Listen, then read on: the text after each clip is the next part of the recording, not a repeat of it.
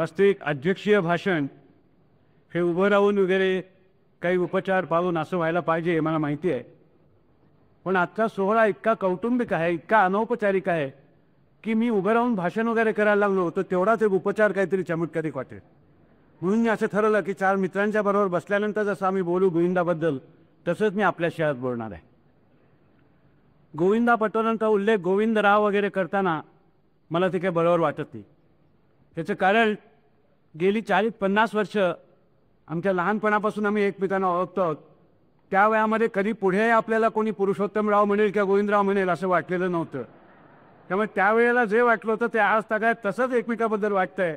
हे जर मला सिद्ध करायचं असेल तर आमचा गोविंदाच म्हटलं पाहिजे. पण मला सांगायला आनंद होतो की गोविंदाला आमच्या संगीत क्षेत्रातले सगळे लोक आमचा गोविंदा असंच म्हणतात. अनेक भूषणं मिळतात, अनेक पदव्या जीवनामध्ये मिळतात, पण आमचा अमुक अमुक असा एकेरी उल्लेख मिळवायला फार मोठं तप करावं लागतं. मराठी रंगभूमीची तर परंपराच आहे की आमचे सगळ्यात जे श्रेष्ठ मोठे नट त्यांना मी एकेरी नावानेच नेहमी बोलत आलेलो आहोत. छोटा गंधर्वांना कुणी ते छोटा गंधर्व म्हणतच नाही. अरे तो छोटा गंधर्व आपला गायला, त्याच्यामागे एक आपला जो असतो तो ह्या एकेरीवरती चांगल्या अर्थाने यायला प्रवृत्त करत असतो. तसंच गोविंदाचं आहे. मला स्वतःला आजच्या कार्यक्रमाला बोलवलं याचा विशेष आनंद होतोय. तसं म्हणजे मला अध्यक्ष म्हणून बोलवल्याबद्दल बहुमान वाटला वगैरे असे वाटायचे दिवस गेलेले आहेत. मी होऊनही तितका अध्यक्ष होत चाललेलो आहे. त्यामुळे पुष्कळ कुठे हल्ली काय करतात अध्यक्षपदाची भाषणं एवढं पण आज मी इथे आलो तर मी अध्यक्ष म्हणून आलो नाही. मला इतकी वर्ष ज्याची मी वाट पाहत होतो त्याचं आमंत्रण मला आज आलं. मला पेटीवाला म्हणून आज बोलवलं, याचं मला सगळ्यात जरा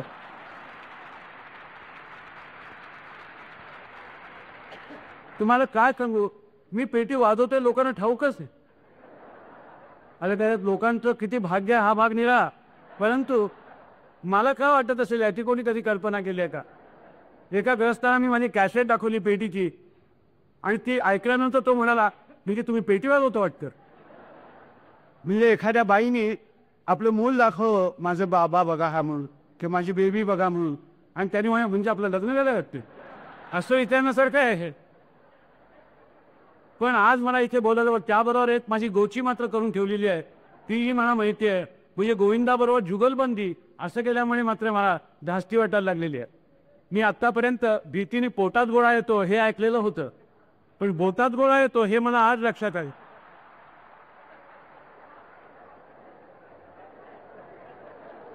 गोविंदाबरोबर पेटी वाजायची म्हणजे उगीच बिरजू महाराजांच्या बरोबर थोडी 4 पावलं नाचाची टाकून दाखव असं म्हणणार गे. तसे खूप नाचलो असला म्हणून का बिरजू महाराजाबरोबर नाचायचं. गोविंदाची पेटी ही वाजत नाही, बोलते. गोविंदा बोटाने गातो म्हणून तो आपल्या जवळचा वाटतो आपल्याला. आमचे वसंतराव देशपांडे पेटीवाल्यांचे 2 भाग करत असत. वसंतरावची खास शैली सांगायचं, अरे आमकाना तो पेटाड्या आहे म्हणे. वाटाड्यासारखा म्हणजे नुसत्या त्या निसर्गात कुठलाही रस न घेता हा रस्ता असा जातो, तो रस्ता तसा जातो सांगणारा वाटाड्या असतो ना तसला. आणि दुसरे पेटी वाजवणारे असतात. पेटाडा असतो तो नुसता पट्टी दाबत बसलेला असतो तिथं. त्यामुळे स्वतः आपण पट्टी ते वाजवणारे आहोत असाही त्याचा गैरसमज होत असेल, तो सोडून द्या. परंतु गोविंदा जे वाजवतो त्याच्यामध्ये ते गाणं आपल्याला ऐकू येत असतं. मला सगळ्यात लहानपणी मी सुद्धा पेटीकडे का वळलो त्याचं मला अजून आठवण आहे की एका कीर्तनाला गेलो होतो. लहानपणी सगळ्यात आनंदाचा भाग संगीत, नृत्य, नाटक सगळं बघायचं आणि कीर्तन हाच होता.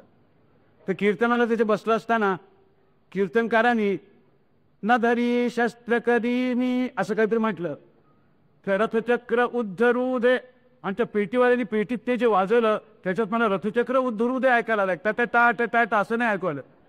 त्या वाद्याने त्या क्षणी मला मोहन काढला आणि एक मोठा मंत्र सांगितला की भारतीय संगीताचं वैशिष्ट्य असं आहे की वाद्याने गावं आणि गळ्याने वीणा वाजवावी. वाद्य बोललं तर ते वाद्य आपलं वाद्य पण सिद्ध करतं. किंबहुना भारतीय संगीताची सुरुवातच ही वाद्यापासून आहे. आज महादेव बीन बजाय, बीनापासून आपली सुरुवात झालेली आहे. आणि जुन्या शास्त्रकारांनी आपल्या ह्या देहाला शरीर वीणा असं म्हटलेलं आहे. ज्या वेळेला गवई गातो त्यावेळेला शरीर वीणा वाजली तर ते गाणं गाण्यासारखं वाटतं. आपण चांगलं गाणं झालं म्हणताना असं म्हणतो ना, ते का वाटत होतं, वीणा चालली असं वाटत होतं, सतार चालली असं वाटत होतं. आणि ज्या वेळेला बोलून पेटी वाजवतो त्यावेळेला आपण म्हणतो अरे शब्द ऐकू येत होते. आणि महाराष्ट्राला त्या साथीच्या मध्ये शब्द ऐकायची नाटकाने इतकी सुंदर सवय लावलेली आहे की तशी पेटी न वाजवणारे लोक हे बाजा वाजवतात. आणि म्हणून ज्यांनी ती पेटी ऐकली नाही असे मूर्ख लोक रेडिओवर पेटी बंद करतात.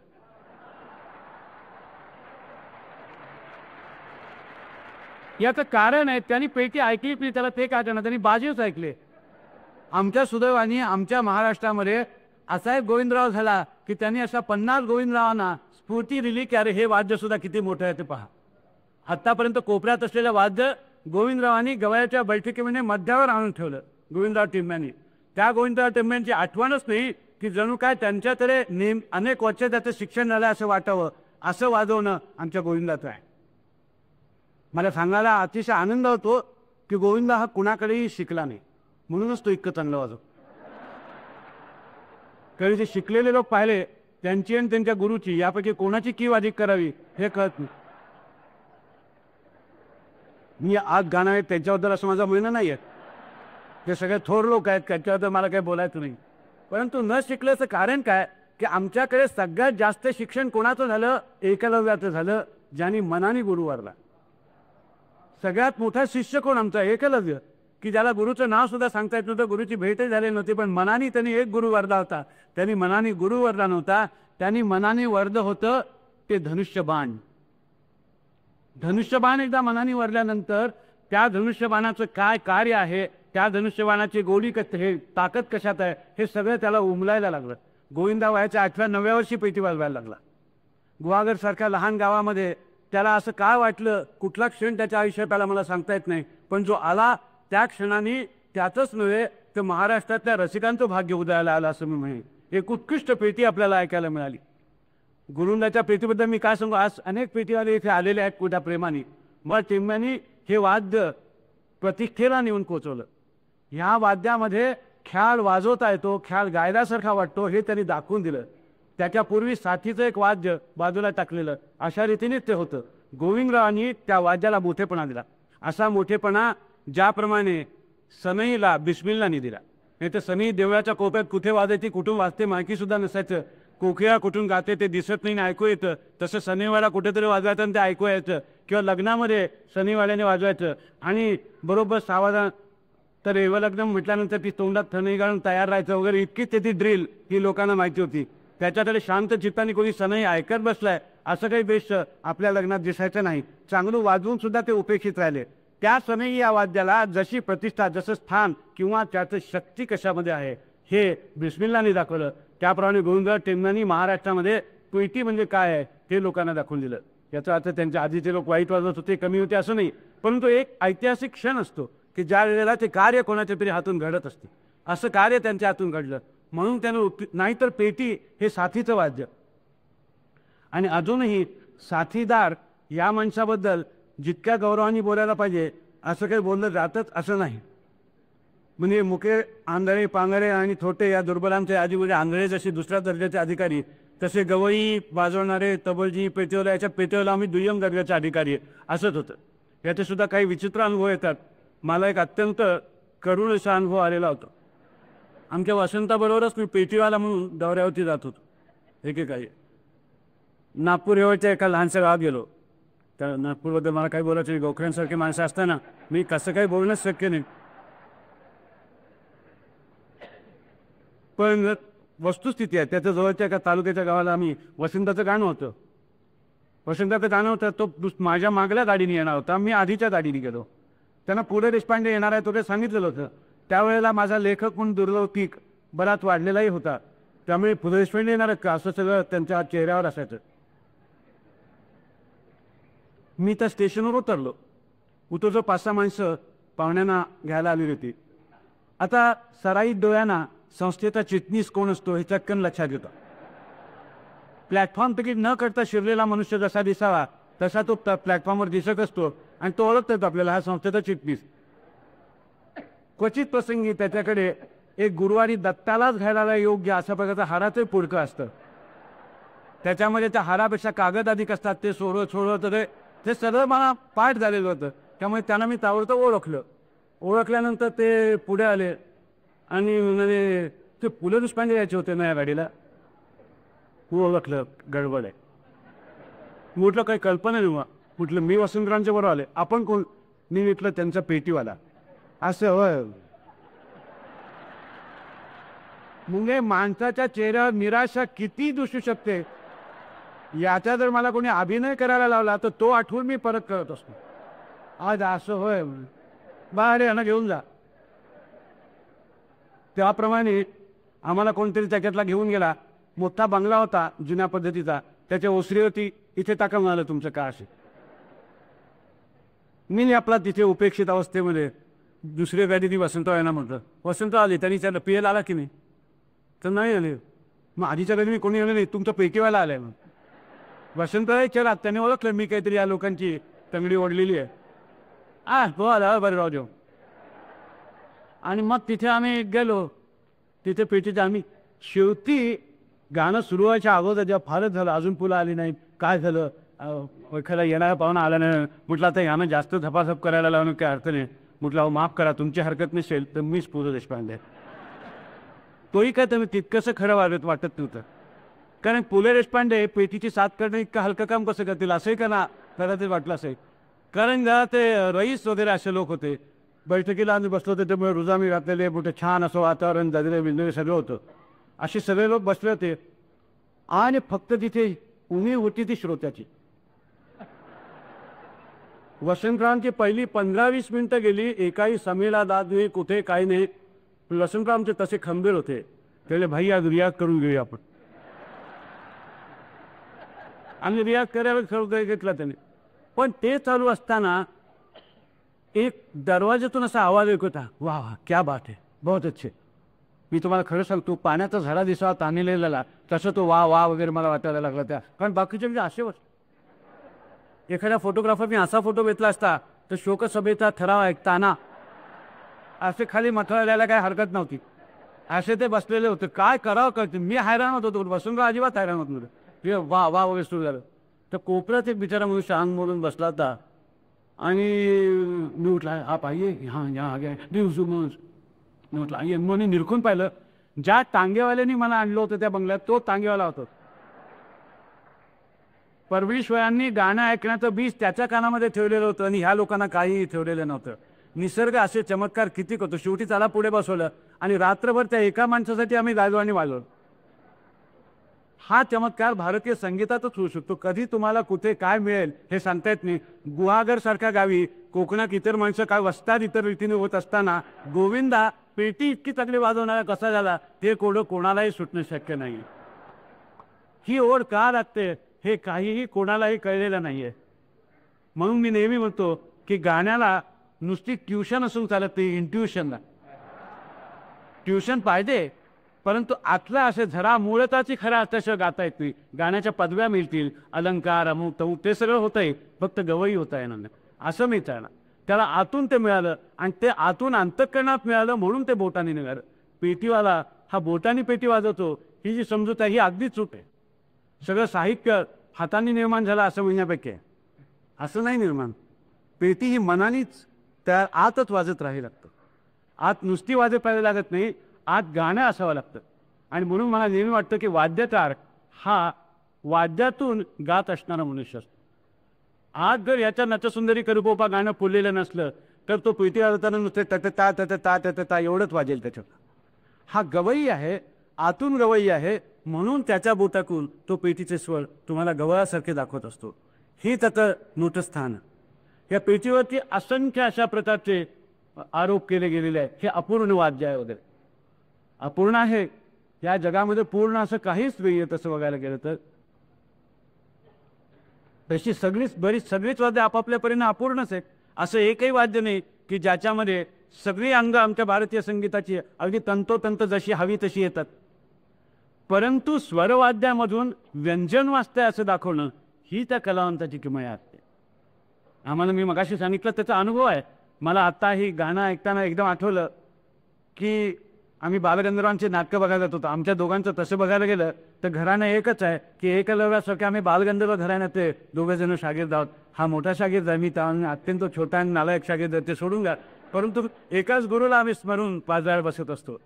तर त्यांच्या गाण्याला आम्हाला इतर काही कळू दे, परंतु एक गोष्ट मोठी कळली म्हणजे ऑर्गन, सारंगी आणि तबला याच्यातून नुसते स्वरच येत नाहीत तर व्यंजनं सुद्धा येतात. हे त्यावेळी कर नारायणराव गवई गायचे आणि शुभग शुभपदाला म्हणायचे. त्यावेळेला कादर बक्षत, केशवराव कांबळे आणि टिळकवा हे तिघेजण एकत्र येऊन ते शुभग शुभपदालाची जागा परत जगायची. त्या पिठात बसलेला आम्हाला शुभग शुभपदाला हे शब्द ऐकू येत असत. याला साथ म्हणत. ती पूरक साथ असायची. साथ ह्याचा अर्थ नुसता अनुसरण, तो अनुचर नसतो गवयाचा, तो गवयाचा सहचर सुद्धा. त्याला गवयाच्या बरोबरही जावं लागतं, गवयाच्या मागूनही जावं लागतं, गवयाला पूरक असं वाजवत जावं लागतं. साथीदाराला फार दुखवण्यामध्ये अडचण असतो. तो गाण्याचं काळ वांगे करून टाकेले सांगता येत नाही. कधी कधी अजाणतेपणाने सुद्धा करून टाकतो. मला एक साथीदार आठवतोय गाण्यातला.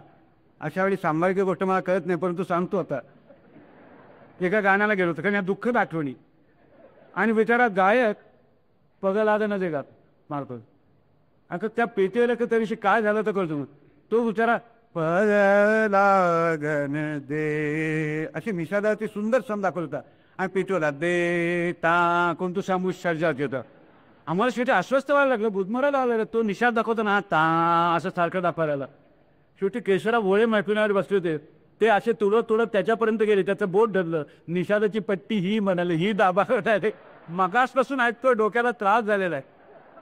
तर तो जो सहचर असतो, गाण्यातला साथीदार असतो, तो गाण्याची नुसती नक्कल करतो असं समजू नका. सुराला सूर देणं हे साथीदाराचं काम नाही आहे. सूर कुठल्या अंदाजाने लावलेला आहे, सुराचं वलन काय आहे, सूर कुठल्या रिलेशनशिपमध्ये दाखवलेला आहे, सूर हा मध्यमाश्रयी आहे का गंधाराचा आश्रय घेऊन वर चढलेला आहे, हे सगळं त्याला जेव्हा कळत असतं. आणि एकाच गवयाच्या बाबतीत नव्हे, नाना तऱ्हेच्या गवयाच्या बाबतीत त्याला जेव्हा कळत असतं, त्यावेळेला तो खरा साथीदार होतो. आणि गोविंद आमचा तसा साथीदार. गोविंदा उद्या आग्रेवाल्यांच्या बरोबर बसला तर आग्रेवाल्यांच्या जातीने कसं जायचं, जयपूरवाल्यांच्या बरोबर असतात तर त्यांच्या जातीने कसं जायचं, मानिनी बरोबर असतात तर टप्प्याच्या अंगाने कसं जायचं, आणि नाट्यसंगीत वाजवताना नवा नट असला तर त्याला पूरक काय वाजायचं, आणि तरबेज नट असला तर त्याला अधिक चांगलं वाटेल असं काय वाजायचं, त्या सगळ्या खुब्या ह्या गोविंदाला माहिती आहेत. त्याचं कारण आहे त्यांनी या वाद्यावर अतोनात प्रेम केलेलं आहे. त्याच्याशिवाय ते येत नाही. गोविंदाला आज इथे असा बसलेला पाहून मला एक अतिशय आनंद झाला. पुष्कळ दिवस म्हणत होतो की हा नेहमी प्रेक्षकांकडे पाठ करूनच बसलेला असतो. जेव्हा दूत आपण मानत नाही असं पण पाठ करून इथे वाजवत असतं. आजचा प्रसंग चांगला आला की त्याला सामने सामने असं एकदा प्रेक्षकांच्या पुढे आलो. मगाशी त्याला मी आवरत होतो, मालिनी वेळी गायला लागल्यानंतर तू चोगू करायला लागला, तू उठून जाऊन बसशील पेटीवर. तसं नाही, आज नाही, आज तुझ्या गौरवाचा समारंभ आहे असं सांगितलं. तर ही सगळी गायकी, सगळ्या अंदाव्याची गायकी त्याला माहिती आहे. म्हणून तो पेटीची साथ करताना गवयातच गाणं पुढे गेलं असं वाटतं. पुष्कळशे पेटीवाले काय करतात, ते साथीदार काय करतात की मुझे भी गिन लो असं म्हणून वागायला लागतात. म्हणजे गवई तिथे गंधारापर्यंत जेमतेम कामगत करत असताना हे वरच्या शर्गाला लागून दुगून हिंडून येत असतात. मी त्याचा बच्चा बोस सगळा, त्यांनी जी काही स्कीम केलेली असते गाणं मांडण्याची याच्यातला, गोविंदा असलं अतिक्रमण कधीही करत नाही. वाजवलं काय चांगले पेटीवाले असं अतिक्रमण करत नाही. याचं कारण आहे आपल्याकडे तशी खरोखर उत्तम पेटीवाल्यांची महाराष्ट्राने अभिमान बाळगावा अशी परंपरा धरली आहे. आजच्या प्रसंगी मी ऐकलेल्या कितीतरी चांगल्या पेटीवाल्यांची आठवण येते. मी आपल्याला सांगतो, केशवराव कांबळ्यांच्यापासून जुन्या काळातले मी पेटीवाले, ऑर्गनवाले ऐकलेले. प्रत्येक आपापली खासियत घेऊन आलेला होता. प्रत्येक मैफिल सुंदर कशी होईल याचा प्रयत्न करणार होता. आज मला पेटीवरून गाणारा दुसरा मनुष्य आठवतो म्हणजे आमचा मधु पेडणेकर. काय असामान्य पेटी वाजायचा. वाजायला लागलं की असं वाटतं कोणतरी गात राहिलेलं आहे. अण्णासाहेब माईंकर वाजायचे, त्याच्यानंतर गुंदोपन वालावकर पेटी वाजवायचे. असे कितीतरी, म्हणजे मी एखाद्याचं नाव घेतलं नाही तर ते यादी माझी मी म्हणायला लागलो तर मला वाटतं तासभर मी ही यादी, म्हणजे इतके चांगले चांगले पेटीवाले. एक मनुष्य किती लोकांना स्फूर्ती देऊन जातो बघा. एक गोविंदराव टेंबे आमच्याकडे झाल्याबरोबर सगळ्या लोकांना स्फूर्ती मिळाली. आणि तसं बघायला गेलं तर हे आमचं गरिबाचं वाद्य आहे. पेटी हे गरिबाचं वाद्य. सगळी मुलं आम्ही मोठं वाद्य जे असतं ते वाद्य घ्यायची सुद्धा ऐपत असावी लागते, अशी परिस्थिती. मला आठवत आहे माझं पेटी वाजवण्याचा कोर्स हा 22 रुपयाची पेटी आमच्या वडिलांनी आम्हाला आणलं, त्याच्यावरती सुरू झालेला होता. सगळ्यात स्वस्त मिळणारं तेच वाद्य, आणि ते वाद्य आपल्याला आपण सांगावं आणि त्याने ऐकावं अशा प्रकारचं नाको त्या वाद्याशी पटापट जुळवता येतं. तिथं ते आम्हाला पूर्ण वाटतं. आम्ही गंधार दाबला तर गंधारच वाटतो. पुष्कळ सतार हातात घेतल्यानंतर पुष्कळ सुरेलपणा हा पडद्या आडच राहतो एखाद्या बाईसारखा. नुसता पडद्यावरच हात गेलेला असतो, पडद्याच्या आतला सूर जो आहे तो बाहेर येतच नसतो, असं होत असतं.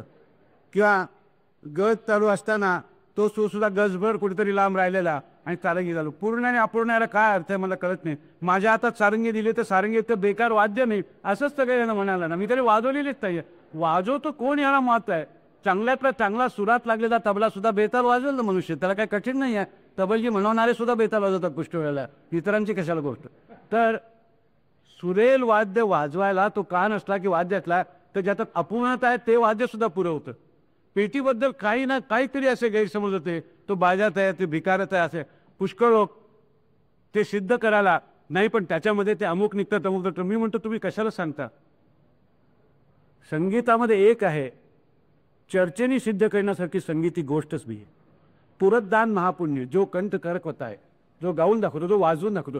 गोविंदांनी तुम्हाला अर्धा तास झुलवलं पेटीमध्ये की पेटी यशस्वी झाली, हा तथार्थ. आणि कोणाला, जे गाण्याचे रसिक आहेत, कान आहेत त्यांना. नाहीतर वाद्यांच्याबद्दल कितीतरी अपसमज होतच असतात. परत मला एकाने विचारलं की सारंगी म्हणजे म्हणाले ते एखादा पुढारी मेला की टेलिव्हिजनवर वाजवतात ते वाद्य ना.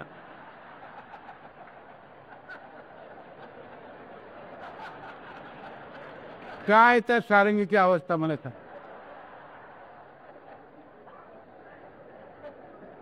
आपण अशा पुष्कळ गोष्टी गमतीदार करत असतो. अलीकडे तर मी बघायला लागलोय की कोणी निधन कोणाचं झालं तर त्यावेळेला गीता पठणच सुरू करतात. अरे रणक्षेत्रावरची गीता आहे ती, मरणक्षेत्रावर कशाला आणता. मा मनुस्मृत युद्धाचे तर श्लोक म्हणत आणि ते आडवं पडले. काय काहीतरी खुळासट. तसं ते सारंगीचं वाद्य इतकं चांगलं वाद्य की ठुमरीमध्ये सारा शृंगार तुमच्या डोळ्यापुढे उभं करणारं वाद्य. कोणाचं मरणानंतर त्या त्या त्या करून तो वाजवता. साध्या सुद्धा माणसाला वाटत होती कोणी मिळलं की त्याचं हे वाद्य दिसतं बहुजन. म्युन्सिपाल्टीची अशी शवप आहे ती का म्हणजे ही का फिरायला जायची गाडी नाही हे कळतं लोकांना. तसं ते वाद्य आलं रे आलं की मला तो भ्रष्ट होतं का काय झालं आज. म्हणजे आपण मूर्खपणाने हे गाण्यात नसलेले लोक राजकारणात असतात आणि तिथून सगळं गायन करत असतात.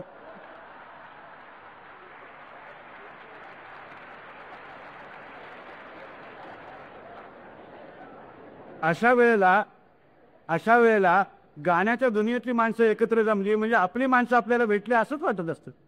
आज जर इथे बघायला गेलं तर मुंबई शहरातली संगीताची सगळी रसिकता इथे मौजूद आहे. आणि कशाला आलेली आहे की एक उपेक्षित अशा जागेवर बसणारा आमचा पेटीवाला, त्यांनी जो त्यांना दिलेला आनंद आहे त्याच्याबद्दलची कृतज्ञता व्यक्त करण्याची संधी शोधत होती. आज निसर्गाच्या कृपेने त्याला 60 वर्ष लागलं म्हणून आपण त्याला आज अभिष्ट चिंतन करण्याचा नुसतं एक काय ते निमित्त आपण शोधून काढलं. असं आपण 75व्या वर्षी काढणार आहोत हे मी त्याला आजच सांगून ठेवतो. तर अशी यांनी आयुष्यभर सुंदर अशा रीतीने साथ केली, गाणी वाजवली. गाणी नुसती वाजवली नाहीत तर गाण्यामध्ये रंगत भरली. रंगत अशा रीतीने भरली की आपण भरतो याची जाणीव इतर कुठल्याही मार्गाने त्यांनी लोकांना करून दिली नाही. गोविंदा पेटीला आहे हे फक्त आमच्या कानाला आणि मनाला कळायचे, डोळ्याला कळत नसे. पुष्कळ वेळेला बैठकीमध्ये गाण्यापेक्षा गाण्याच्या साथीचे लोक इतके गडबडगुंडा करत असतात की गवयाची त्यांना साथ चालली आहे अशा प्रकारचं त्याचं वातावरण निर्माण होतं. त्या हेही करतात. पुष्कळ वेळेला गवयाचा अंदाज चुकीचा असला तर त्याला दुरुस्त करायला लागतात. तेही काय बरोबर आहे असं वाटतं. याचं तसं केलं तर सामान्यांच्या लक्षात न आलेली चूक मुद्दा मानून दाखवून दिली. असं तर ग रे मा ग प रे सा असं जर तो जात नसेल तर पुन्हा पुन्हा त्याला दाखवलं प वरून रेवर ये प वरून रे. तशाला तुझं मास्तर असते तिथे तो 55 गंधारावर येत असेल 55 येऊ दे गंधाराला, त्याची जर इच्छा आहे तशी गंधाराला याची तर आपण ते त्याला दुरुस्त करून लोकांना याचं बरोबर कळलेली वर काय लांब करा असं दाखवण्याची गरज नाही. त्यामुळे साथीदारावरती पुष्कळ जबाबदारी असते. तो त्याचा स्नेही असावा, तो त्याचा अत्यंत चांगल्या रीतीने ह्याची मैफिल यशस्वी व्हावी असं वाटणारा शुभचिंतक असावा. जसं ज्या गवयाला माझी बैठक चांगली व्हावी असं वाटतं तितकंच त्याच्या साथीदाराला ती चांगली व्हावी असं वाटलं पाहिजे. कारण हा सगळा टोटल एकत्र येऊन करायचा खेळ आहे. आणि खेळ कसला आहे, कैवल्यात्मक स्वरूपाचा खेळ. गोविंदाची पेटी वाजवली, आम्ही ऐकली म्हणजे काय ऐकलं असं जर कोणी विचारलं तर शब्दांनी काही सांगता येत नाही. आणि जगामध्ये सगळ्यात मोठा आनंद कुठला असं विचारलं तर अनिर्वचनीय हा आनंद. मी ज्याला वचन नाही, ज्याला शब्द सांगता येत नाही तो आनंद. तो आनंद आमच्या भारतीय संगीतात मिळत असतो. भारतीय संगीताचं वैशिष्ट्य एकानं सांगितलं की मला विचारलं एकाने की तुमच्या संगीताखेळ चालू असतं याचा अर्थ काय. मी म्हटलं की भारतीय संगीताचं सगळ्यात मोठं वैशिष्ट्य हे आहे की तिथे अर्थ नाही. आमच्या संगीताला अर्थ नाही हेच तयार झालंय. व्यर्थी अधिकचे अर्थ असे तो जास्त दिसे त्या म्हणती पिसे. बागेश्वरी गायला म्हणजे काय झालं, बागेश्वरी गायला एवढंच आहे, बाकी दुसरं काहीही झालं नाही. यमन गायला म्हणजे काय झालं, यमन गायला हेच झालं. याच्यातून फायदा काय झाला वगैरे असं कोणी विचारला तर त्याला गुलाब दिल्यानंतर तो त्याचा गुलकंद करायला जाईल याची खात्री बाळगावी वास घ्यायच्या अगोदर. भारतीय संगीताचं हे सगळ्यात मोठं वैशिष्ट्य त्या कैवल्य स्वरूपाचं आहे. म्हणून आम्हाला लोक वेडे म्हणतात. आम्ही आजचंच गाणं ऐकून नव्हे तर 25-30 वर्षापूर्वीचं 50 वर्षापूर्वीचं गाणं ऐकून सुद्धा क्या बात आहे असं एकदम बोलतो. आणि मला आणि गोविंदाला लगेच कळतं की अरे त्या बैठकीबद्दल आपण बोलतो. ही भाषा ही आमची एकमेकाच्या ये हृदयीचे तो हृदयी दातले असं ज्या वेळेला संगीत एकमेकाला हृदयातून गेलेलं असतं त्यावेळी होते. मला जर माझ्या आयुष्यातली श्रीमंती मिळालेले क्षण विचारले तर मी हे सांगितले मी असामान्य ऐकलेली गाणी हेच माझ्या आयुष्यातले श्रीमंतीचे क्षण. माझ्या सुदैवानी गेल्या 50 वर्षामध्ये अतिरथी महारथी हे विशेषण ज्यांना खऱ्या अर्थाने लावा आणि आम्हाला लावू नये त्यांनी लावलं. तसं असे फार मोठे गवई इथे होऊन गेले. मी काय सांगू, पैशात आणि कशात काय किंमत करायची. वजेभावांच्या दैवताला किती रुपयात मोजणार तुम्ही. अब्दुल करीम खान साहेबांचा स्वर ज्या वेळेला शर्जाला कामगत करून येऊन मिळायचा त्या स्थळाला तुम्ही तीर्थस्थळाशिवाय दुसरं काय उपमा देणार. एकेका गवयाने किती सुंदर आहे. मी या गोविंदाचीच तुम्हाला गोष्ट सांगतो. मी होनाजी बाळ हे नाटक अनेक वेळा का बघायला गेलो की गोविंदा आणि दामू हे साथीला असायचे आणि मधल्या ह्याच्यामध्ये त्या आमच्या साहित्य संघाच्या उघड्या मैदानात मध्ये पेटी गोविंदाचं ऑर्गन त्या दोघांचं इतकं चालायचं की ह्या नटांनी त्यातले गाण्याचे शब्द बदलले. श्रीरंगा कमला कांतामध्ये एका ठिकाणी धोंडी सदाशिव अशा दोघांची नाव होती ते काढलं आणि दामू गोविंदा जोड असं करत होतं. म्हणजे दामू पार्सेकर तवजी आणि गोविंदा आमचा हा असे त्याच्या नाटकातले शब्द बदलले होते. ते आम्हाला काही लोकांना कोडवड मारत होते. ते आले की आम्हाला हसू यायचं आणि लोकांना आनंद व्हायचा. असे क्षण यांनी कितीतरी दिलेले साथीच्या ह्याच्यात दिलेले आहेत, साथ वाढवलेले दिलेले आहेत. अशा एवढं मला आत्ता बोलता बोलता आठवलं की एक रामभाऊ सहागनवीरांचा मी ललत ऐकला. ब्राह्मण सरोवरामध्ये सकाळी ललन गायले होते. कोणीही आता ललत गायला लागलं की मला ती बैठक रामभाऊंचीच चालली असं वाटायला लागतं. इतक्या त्या ललताचा आणि रामभाऊंचा संयम जुळला नाही. कोणी भीमपरा सुरू केला की आम्हाला बाळगंधर्वांशिवाय दुसरं काही डोळ्यापुढे दिसतच नाही काय करत. त्यांना आंदन दिलेलाच राग होता तो आणि त्यांना आंदन दिलेला राग हा सगळ्या महाराष्ट्राने आपलासा केला. आत्ता ही मुलगी पुरंदरदार गायला लागली. मी तिला सांगणार होतो की अगं तू महाराष्ट्राचा सगळ्याच लाडका राग काढलेला आहेस कारण तू भजन गायला याच्यापेक्षा एकात्मता तुला दुसरी काय पाहिजे. तर हे अशा प्रकारचं जे देणं दिलेले लोक आहेत फार प्रचंड असं दैवी देणं दिलेले लोक आहेत. ते आपल्याला गरीब होऊच देत नाही. ते सदैव श्रीमंतच ठेवतात आपल्याला. फक्त आपल्याला ती श्रीमंती बघता आली पाहिजे. नाही तर फायदा काय हा जर विचार केला तर मग ती श्रीमंती दिसणार नाही.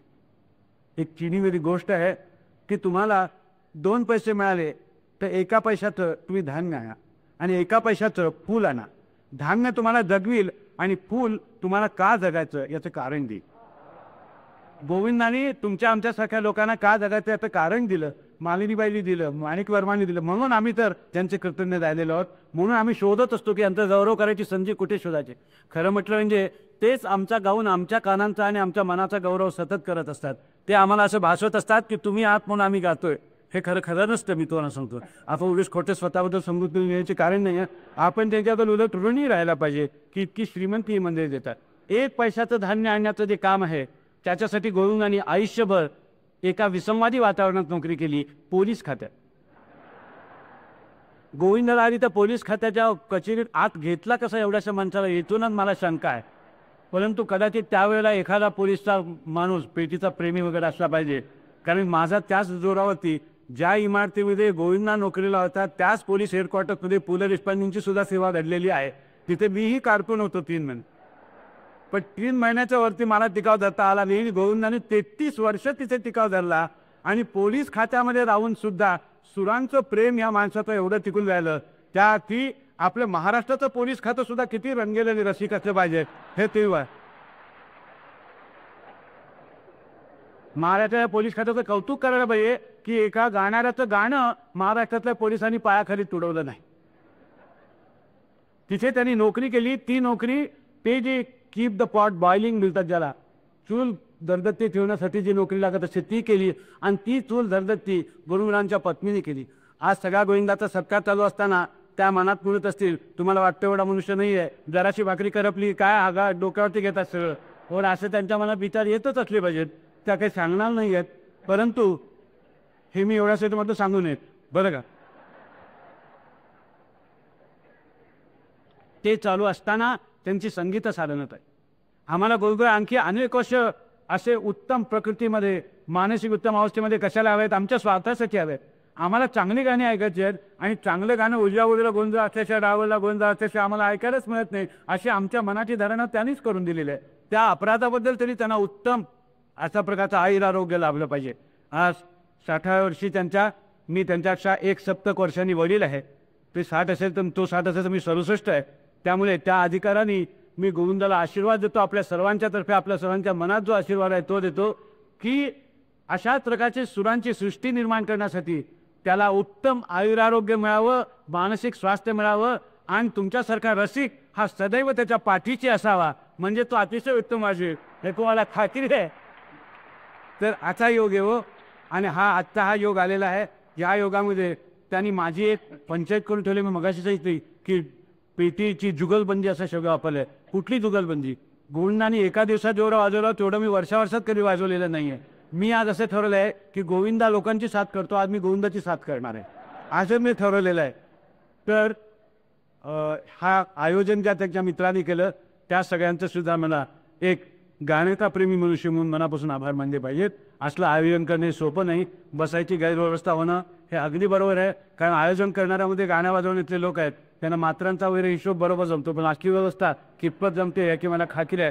त्यांनी बरीचशी गैरसोय केलेली आहे अशी माझी चांगली समजूत आहे. पण आपण गाण्यातले लोक असल्यामुळे या सुरेल वातावरणात बेसूर उमटू नये याची आपण सुद्धा दक्षता उत्तम घेणार याची सुद्धा मला खात्री आहे. कारण आज आम्ही गाण्यातले लोक बोललेले आहे. आज आमचं काही सेशन नाही आहे आमंत्रणाने बोललेलं आणि बांबूंचा हार काढणार असलं काही नाही आहे. आमच्याकडे आम्ही बांबू वापरतो तो फ्लूटसाठी वापरतो, कोणाला अडवण्यासाठी वापरत नाही. तर अशा वातावरणामध्ये हे छान कौटुंबिक सोहळा झालेला आहे. त्या ठिकाणी मला इथं आलं, मला 67 वर्षाचं आयुष्य लाभलं याची कृतज्ञता त्या वातावरण अशा प्रकारचा आजचा हा क्षण आहे असं मी सांगतो. आणि गोविंदाचं पुढलं आयुष्य, त्याच्या कुटुंबियांचं पुढलं आयुष्य, त्याचं कौटुंबिक सुख हे सगळं वर्धिष्णू राहो, उत्तम चांगलं हो असा आणि त्याला आशीर्वाद देतो. आणि मला हा बहुमान देऊन पीटीआर असल्याचं पुन्हा एकदा जगाला सांगितलं आभार मानून मी माझं संपवतो.